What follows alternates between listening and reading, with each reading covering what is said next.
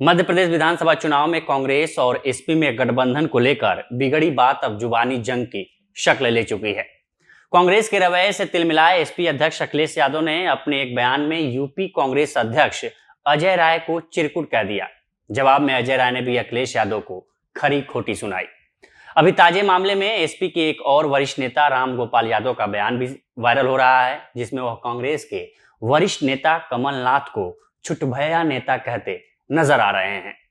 दरअसल कांग्रेस और एसपी के बीच संघर्ष की नींव इसी साल उपचुनाव के दौरान पड़ गई थी। उत्तर प्रदेश के घोसी विधानसभा सीट पर हुए उपचुनाव में कांग्रेस ने बिना मांगे एसपी को समर्थन दिया था और दूसरी तरफ उत्तराखंड के बागेश्वर सीट पर हुए उपचुनाव में एसपी ने अपना कैंडिडेट उतार दिया था। बागेश्वर सीट पर सीधी टक्कर कांग्रेस और बीजेपी के बीच थी। नतीजे में बीजेपी के प्रत्याशी पार्वती दास ने कांग्रेस के बसंत कुमार को 2405 वोटों से हराया। एसपी के भगवती दास को 637 वोट मिले थे। इन्हीं सब सवालों को पत्रकारों ने अखिलेश यादव के सामने रखा तो पूर्व मुख्यमंत्री ने अपनी पूरी भड़ास अजय राय पर निकाल दी। इसके बाद सिलसिलेवार तरीके से दोनों पार्टियों के कुछ शीर्ष नेताओं की तरफ से बयानबाजी शुरू हो गई।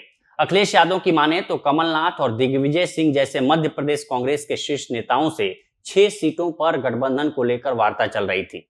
ये वह 6 सीटें हैं जहां पर या तो एसपी का कोई विधायक है या फिर पूर्व में यहां विधायक रहे हैं या उनके प्रत्याशी चुनाव में दूसरे नंबर पर रहा है। गठबंधन को लेकर हो रही वार्ता विफल रही और कांग्रेस ने इन सभी सीटों पर अपने प्रत्याशी उतार दिए। कांग्रेस के रवैये से तिलमिलाए अखिलेश यादव ने कांग्रेस को धोखेबाज करार दिया। उन्होंने यहां तक आरोप लगाया कि कांग्रेस के शीर्ष नेता बीजेपी से मिले हुए हैं। उन्होंने आगे चेतावनी देते हुए यह भी कहा कि जैसा रवैया एसपी के साथ कांग्रेस ने मध्य प्रदेश में किया है, वैसा ही रवैया एसपी कांग्रेस के साथ उत्तर प्रदेश में करेगी। इंडिया ब्लॉक में कांग्रेस, एसपी और राष्ट्रीय लोक दल की हिस्सेदारी से लग रहा था कि आगे आने वाले लोकसभा चुनाव में तीनों पार्टियां एक साथ मिलकर उत्तर प्रदेश में बीजेपी के खिलाफ अपनी ताकत झोंकेंगी। हालांकि जिस तरह एसपी और कांग्रेस के बीच मतभेद उभर कर सामने आए हैं, उससे यह कहना भी मुश्किल होगा कि ये दोनों पार्टियां एकजुट होकर चुनाव लड़ पाएंगी।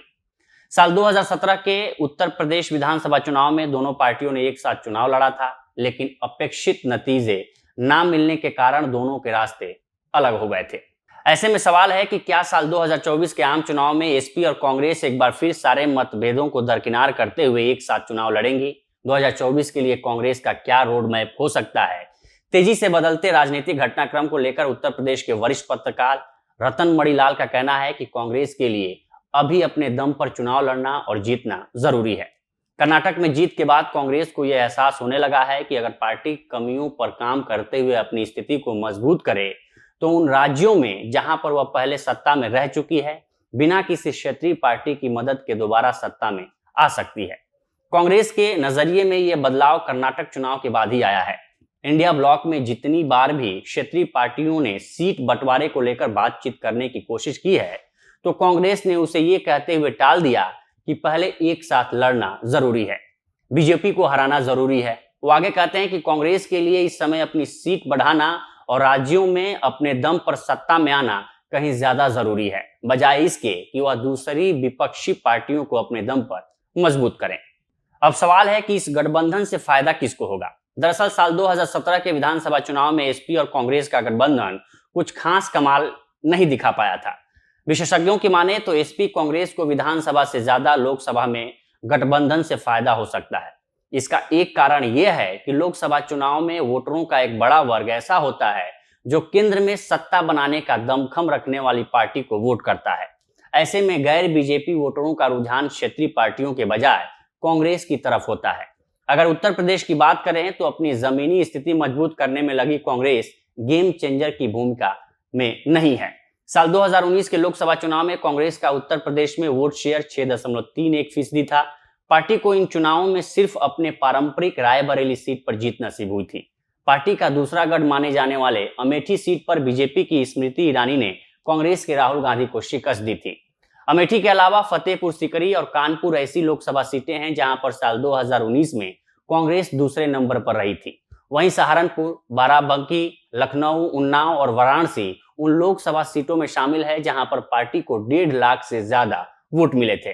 ऐसे में ये आसानी से कहा जा सकता है कि पूरे प्रदेश में 8 से 10 सीटें ऐसी हैं जहां पर कांग्रेस गठबंधन में सकारात्मक भूमिका निभा सकती है। वहीं अगर एसपी की बात करें तो साल 2019 लोकसभा चुनाव में पार्टी का वीएसपी और आरएलडी से गठबंधन था।